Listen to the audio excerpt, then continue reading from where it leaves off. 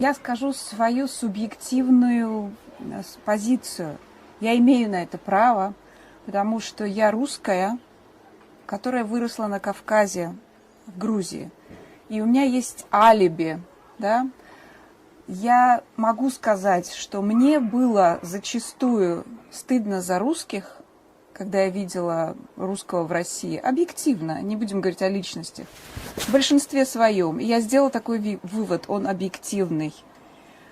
Мне было стыдно за русских, и я видела, что грузины, как нация, обладает в своем внутреннем мире гораздо большими качествами, в смысле достоинства, в смысле чести, в смысле какого-то сложного кодекса такого поведенческого.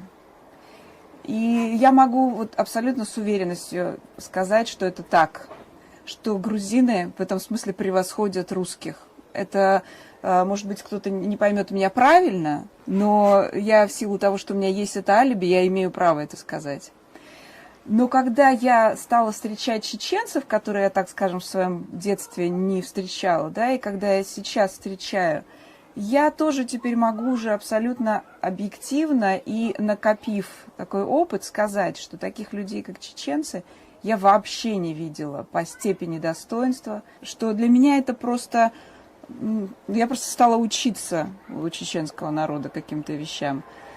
И это вообще меня ставит теперь в тупиковую ситуацию, потому что я не понимаю, как из нее выйти, как помочь, да, как приложить какие-то свои усилия, чтобы объяснить это миру, что есть такие нюансы, которые требуют от людей особого отношения к этому народу, учитывая всю историю этого народа, учитывая депортации, учитывая войну и учитывая сегодняшнее безобразное, нечеловеческое отношение к этому народу, да, который оболгали и который пытаются обернуть в какую-то обертку для всего мира, что это... Я не знаю, это попрание, вообще попрание, ну, я не знаю, как после этого жить.